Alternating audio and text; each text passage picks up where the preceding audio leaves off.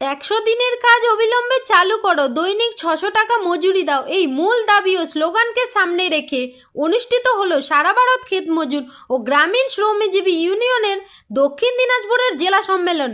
প্রতিনিধি সম্মেলন শুরু হওয়ার আগেই রবিবার বিকেল 4:30 নাগাদ গঙ্গারামপুর থানার ফুলবাড়ি চৌপথিতে সংগঠনের উদ্যোগে এক প্রকাশ্য সভার আয়োজন করা হয়।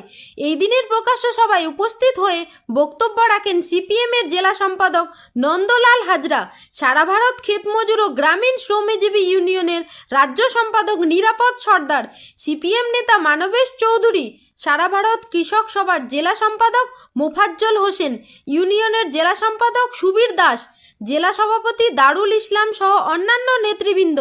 সভা থেকে কেন্দ্র ও রাজ্য সরকারের বিরুদ্ধে তোপ দাগেন সিপিএম নেতারা। তাদের অভিযোগ, 100 দিনের কাজ বন্ধ রেখে শ্রমজীবী মানুষের জীবিকা আরও কঠিন করে তুলেছে সরকার।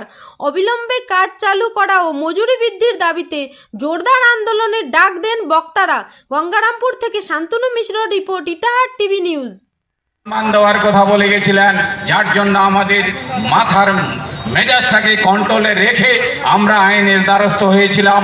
আমি তেমন কোনো অপরাধ করিনি, তারপরেও আমাকে চেনডোলা করে সেই থানার লোকাবে ঢুকিয়েছিল।